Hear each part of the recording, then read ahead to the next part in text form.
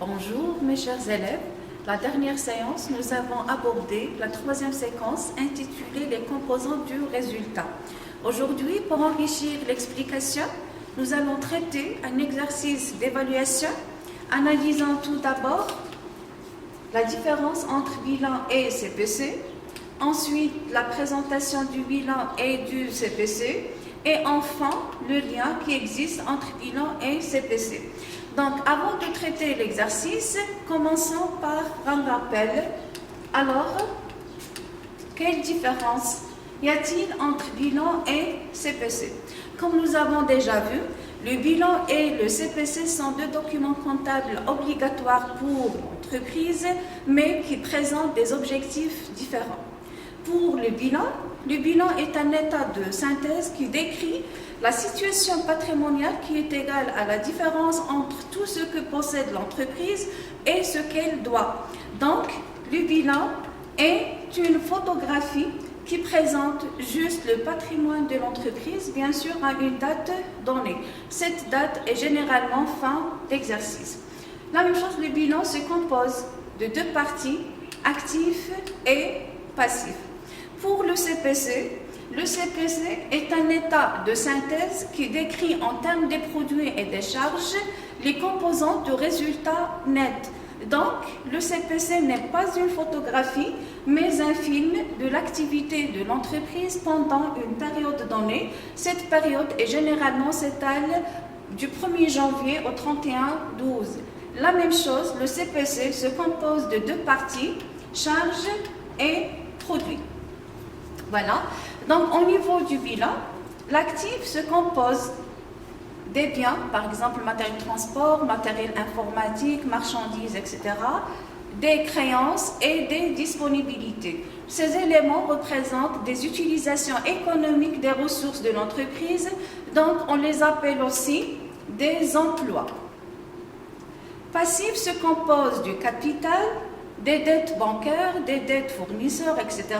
Donc ces éléments représentent des ressources pour l'entreprise.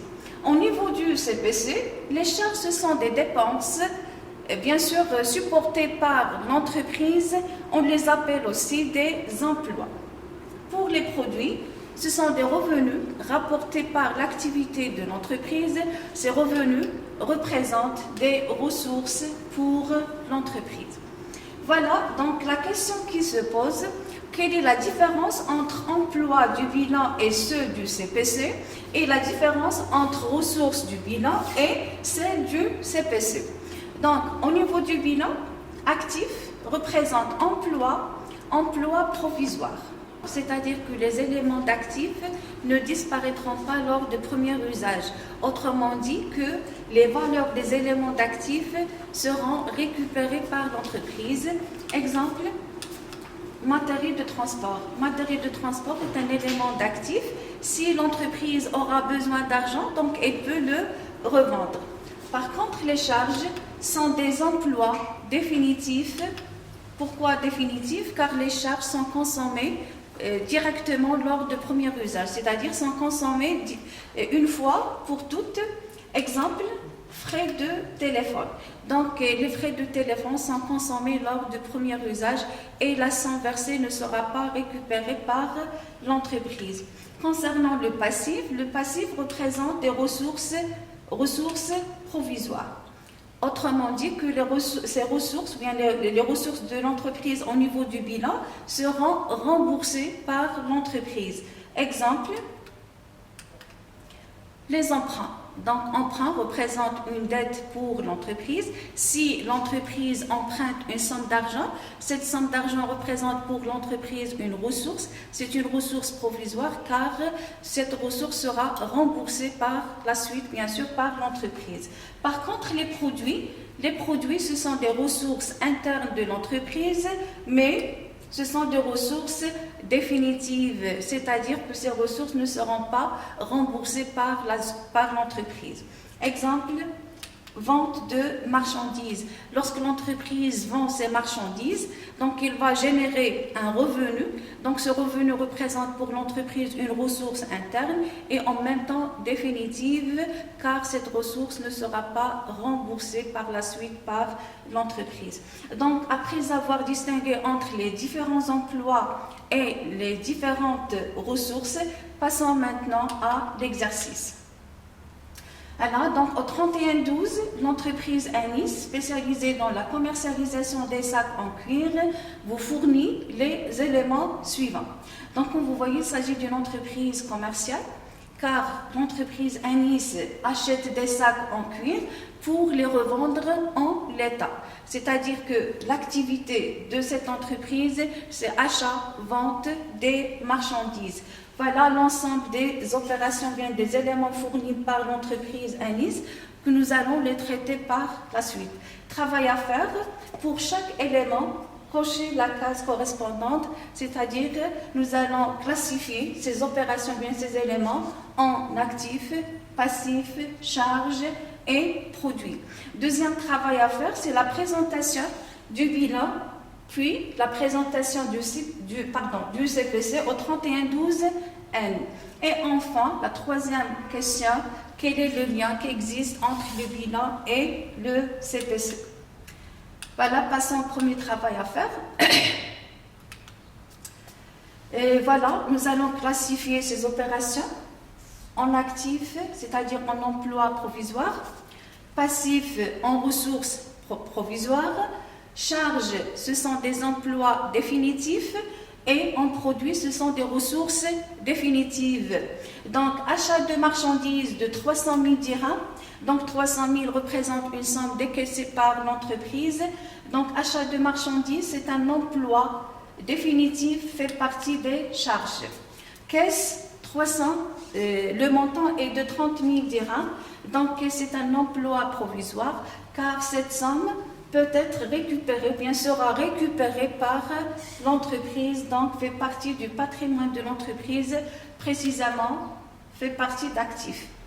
Matériel de transport, c'est un bien d'actifs immobilisés, donc ce bien, donc matériel de transport, c'est un bien qui peut être revendu par l'entreprise, c'est un emploi provisoire, donc c'est la même chose, matériel de transport fait partie du patrimoine de l'entreprise, plus précisément fait partie d'actifs. Voilà. Matériel informatique, la même chose, c'est un bien qui peut être revendu, c'est un emploi provisoire, fait partie du patrimoine de l'entreprise actif. Donc, créance client de 44 000 dirhams, les clients doivent 44 000 dirhams à l'entreprise. Donc, 44 000, c'est une créance à récupérer par l'entreprise, fait partie du patrimoine de l'entreprise, donc actif. Vente de marchandises de 440 000 dirhams. Donc, 440 000 dirhams représente une ressource pour l'entreprise et plus précisément, c'est une ressource définitive qui fait partie des produits. Frais de téléphone, c'est un emploi définitif, donc c'est une charge. La même chose, rémunération du personnel, c'est un emploi, donc rémunération du personnel de 60 000, donc 60 000 représente une somme décaissée par l'entreprise et rémunération du personnel fait partie des charges. Intérêt des emprunts, c'est une somme versée, donc 25 000 représente une somme versée ou bien décaissée par l'entreprise, donc fait partie des emplois définitifs, donc charges. Pénalité fiscale, la même chose fait partie des charges, donc il s'agit d'un emploi définitif.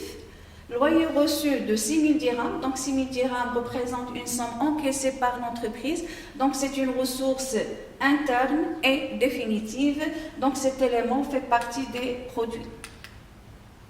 Subvention reçue, la même chose, c'est une somme, c'est une ressource pour l'entreprise, c'est une ressource définitive qui ne sera pas remboursée par l'entreprise, donc fait partie des produits. Emprunt de 33 000, donc 33 000 représente une dette pour l'entreprise, ressources provisoires, c'est-à-dire c'est une ressource que l'entreprise va rembourser par la suite, donc fait partie du patrimoine et plus précisément passif. Banque, la même chose, c'est un emploi provisoire, donc fait partie du patrimoine de l'entreprise actif.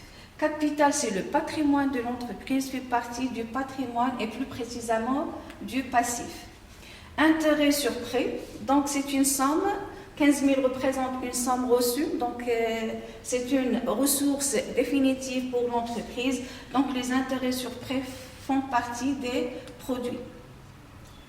Dette fournisseur, c'est une ressource pour, dette fournisseur, c'est une dette pour l'entreprise, c'est une ressource provisoire, donc fait partie du passif de l'entreprise.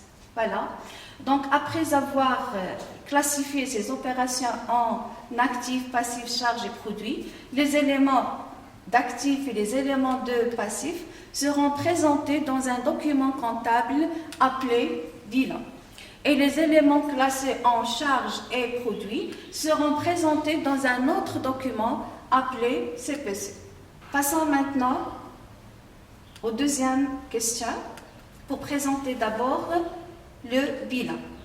Voilà, ce tableau est tiré du tableau précédent, c'est-à-dire du tableau ci-dessus. Nous avons pris que les éléments concernant l'actif et les éléments du passif pour présenter bien sûr le bilan. Voilà, comme vous voyez, il s'agit d'un bilan qui est composé de deux parties, partie droite passif et partie gauche actif. L'actif est composé de trois masses actifs immobilisés qui comprend les biens durables et l'actif circulant représente les éléments qui n'ont pas vocation à rester durablement dans l'entreprise. Trésorerie actif sont l'ensemble des disponibilités de l'entreprise. La même chose, le passif est composé de trois masses, c'est-à-dire de trois classes. Le financement permanent qui est composé de deux grandes parties, capitaux propres et les dettes de financement. Les dettes de financement, ce sont des dettes à long terme, c'est-à-dire dont la durée dépasse un an. Passif circulant, ce sont tout simplement des dettes à court terme. Trésorerie passif, par exemple les découvertes bancaires, les facilités de caisse, etc. Donc nous allons classifier ces éléments selon les trois masses d'actifs et les trois masses du passif. Donc caisse, c'est un élément d'actif, fait partie des disponibilités de l'entreprise, donc c'est un élément de trésorerie actif. Matériel de transport, c'est un bien durable destiné à servir pendant plusieurs exercices, donc c'est un actif immobilisé. La même chose pour matériel informatique, c'est un bien durable, donc fait partie d'actifs immobilisés. Voilà, clients, 44 000. Donc les clients doivent à l'entreprise 44 000 dirhams dans un délai qui ne dépasse pas un an. Donc les créances font partie de l'actif circulant. Les emprunts, généralement les emprunts auprès des établissements de crédit, ce sont des emprunts à long terme. Donc les emprunts font partie des dettes de financement. Les banques, voilà, font partie. Banque, fait partie des disponibilités de l'entreprise, donc trésorerie active. Et voilà, et enfin les dettes fournisseurs de 16 000 dirhams. Donc 16 000 dirhams, c'est une somme que l'entreprise doit payer à ses fournisseurs, donc dans un délai qui ne dépasse pas un an. Donc cet élément fait partie du passif circulant. Donc comme vous voyez, il s'agit d'un bilan de clôture, c'est-à-dire de fin d'exercice, qui se caractérise par l'existence de résultats qui est déterminé par la différence entre total actif et total passif. Donc, le total actif est le total des montants du matériel de transport 180 000, matériel informatique 35 000, créances clients 44 000, banque 60 000 et caisse 30 000. Donc, le total d'actifs est de 349 000 dirhams. Pour le total du passif, c'est le total des montants du capital de 200 000 dirhams, emprunt 33 000, et dette fournisseur 16 000 dirhams. Donc le total du passif est de 249 000 dirhams. Donc le résultat est déterminé par la différence entre total actif et total passif. Donc le résultat est de 100 000 dirhams. Donc il s'agit d'un bénéfice car le total actif excède le total passif. Donc ce résultat sera mentionné au passif juste au-dessous du capital.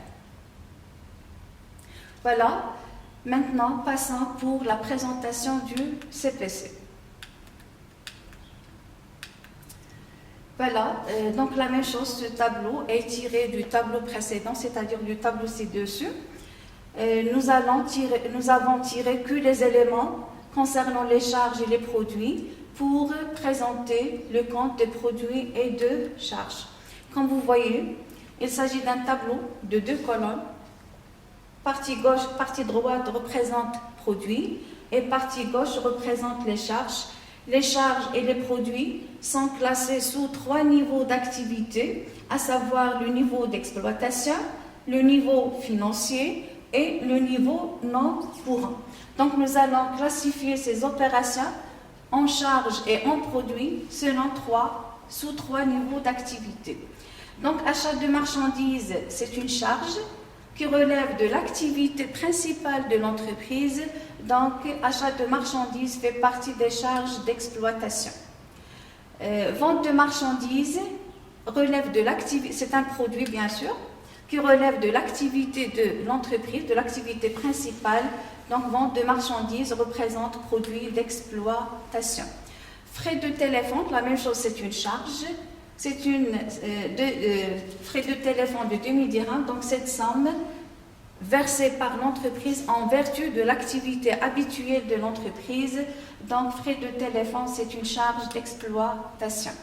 Rémunération du personnel, la même chose, c'est une charge et c'est une charge d'exploitation parce que le personnel participe directement à l'activité habituelle, bien à l'activité principale de l'entreprise.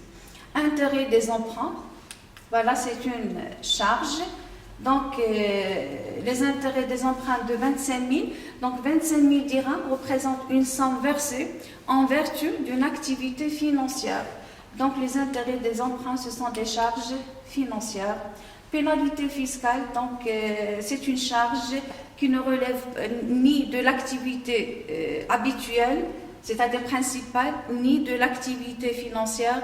Donc, c'est une charge occasionnelle, c'est une charge exceptionnelle, donc fait partie des charges non courantes. Pour loyer reçu, c'est un produit. Donc, 6 000 dirhams représente une somme reçue en vertu d'une activité habituelle, donc fait partie des produits d'exploitation. Pour les intérêts sur prêt, donc l'entreprise va recevoir ou bien a reçu 15 000 dirhams, donc cette somme est reçue en vertu d'une activité financière, donc relève des produits financiers. Et enfin, subvention reçue, c'est une somme encaissée en vertu d'une activité inhabituelle, c'est-à-dire exceptionnelle, donc fait partie des produits non courants. Voilà, donc et puis nous allons déterminer le résultat par la différence entre total produit et total des charges. Donc le total des produits et le total des montants des ventes de marchandises de 440 000, loyer reçu 6 000, intérêts reçus 15 000 et subventions reçues 30 000. Donc le total des produits est de 491 000 dirhams. Pour le total des charges, c'est le total des montants des achats de marchandises, 300 000 dirhams, frais de téléphone 2 000, rémunération du personnel 60 000, intérêts payés c'est 25 000 et pénalité fiscale 4 000. Donc le total des charges est de 391 000. Donc nous voyons bien qu'il s'agit d'un excès des produits par rapport aux charges de combien de 100 000 dirhams. Donc 100 000 dirhams représente un bénéfice pour l'entreprise qui sera mentionné en bas dans la colonne des charges. La même chose, le CPC est équilibré par l'existence de résultats, soit par un signe positif si les produits excèdent les charges, ou par un signe négatif si les charges excèdent les produits. Donc toujours le total des deux côtés, c'est le total des produits, donc le total est de 491 000 dirhams. Voilà, donc la question qui se pose, quel est le lien qui existe entre le bilan et le CPC? Donc, le lien qui existe entre le bilan et le CPC, c'est le résultat, c'est-à-dire que le résultat qui apparaît au bilan est déterminé par l'activité de l'entreprise du 1er janvier au 31/12 par la différence entre total produit et total des charges. Voilà, donc suivant notre exemple, l'entreprise Anis a résulté un bénéfice de 100 000 dirhams qui sera mentionné parmi les ressources propres permettant le financement des investissements de l'entreprise. Donc, le compte de produits et de charges et le détail du résultat figurant au passif du bilan comme source propre de financement. Voilà, cas général. Le résultat, bien sûr, est déterminé par le CPC, par la différence entre produits et charges. Le résultat peut être soit bénéfice, soit perte, qui sera mentionné parmi les ressources propres de l'entreprise. Voilà, donc, si le résultat est un bénéfice, représente un enrichissement pour l'entreprise, c'est-à-dire que ce résultat participe à l'augmentation des ressources propres permettant le financement des investissements de l'entreprise. Si le résultat est une perte, représente un appauvrissement pour l'entreprise qui se traduit par la diminution de ses ressources propres. Voilà, passons maintenant au deuxième exercice pour présenter juste le compte de produits et de charges. Le 31/12, l'entreprise Amira vous communique les opérations suivantes. Achat de marchandises, donc voilà ces opérations qu'on va les traiter par la suite. Donc on va présenter juste le CPC de cette entreprise. Donc passons pour présenter le CPC. Voilà, suivant les opérations suivantes. Donc, achat de marchandises représente une charge pour l'entreprise. C'est une charge qui relève de l'activité principale de l'entreprise. Donc, c'est une charge d'exploitation. Achat de matières premières de 112 500. Donc, 112 500, c'est une somme décaissée en vertu de l'activité habituelle de l'entreprise. Donc, c'est une charge d'exploitation. Vente de produits finis de 130 000 dirhams. Donc 130 000 représente une somme encaissée en vertu d'une activité principale de l'entreprise, donc fait partie des produits d'exploitation. Entretien et réparation de 2 000 dirhams, c'est une somme décaissée en vertu de l'activité habituelle, donc fait partie de charges d'exploitation. Les dons versés de 18 000 dirhams, c'est une somme versée en vertu d'une activité inhabituelle, en vertu d'une activité non courante, donc c'est une charge non courante. Transport de 8 700, c'est une charge, c'est une somme décaissée en vertu d'une activité, en vertu de l'activité principale habituelle de l'entreprise, donc c'est une charge d'exploitation. Rémunération du personnel, la même de 96 800, donc c'est une charge d'exploitation parce que le personnel participe directement à l'activité de l'entreprise. Intérêt sur emprunt, donc c'est une charge qui relève de l'activité financière, donc c'est une charge financière. Vente de marchandises, donc c'est une opération qui relève de l'activité principale de l'entreprise, donc c'est un produit d'exploitation. Intérêt reçu de 5 600, donc 5 600 représente une somme reçue en vertu d'une activité financière, donc il s'agit d'un produit financier. Les dons reçus, donc ce sont des sommes reçues qui ne dépend ni de l'activité principale ni de l'activité financière. Donc c'est une opération occasionnelle, donc c'est un produit non courant.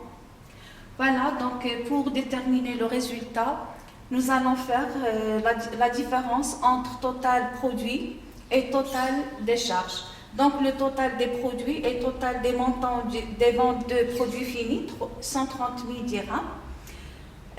Plus le montant des ventes de marchandises de 400 500, intérêts reçus 5 600 et les dons reçus de 50 000. Donc le total des produits est de 586 100. Pour le total des charges et le total des montants d'achat de marchandises de 375 000, achat de matières premières 112 500, entretien réparation 2000, transport 8 700, rémunération du personnel 96 800, intérêt sur emprunt 4 000 et les dons versés 18 600. Donc le total des charges de l'entreprise supportées par l'entreprise est de 617 600 dirhams. Donc la différence est le résultat donc est la différence entre total produit et total des charges. Donc il s'agit d'un résultat négatif, donc c'est une perte qui représente une perte pour l'entreprise qui sera toujours mentionnée en bas dans la colonne des charges. Donc le total des deux côtés est celui des charges. Et celui des produits, donc le total est de 586 100. Voilà, je mets fin à cette séance. La séance prochaine, Inch'Allah, vous aurez la 4e séquence intitulée Le compte. Merci pour votre attention.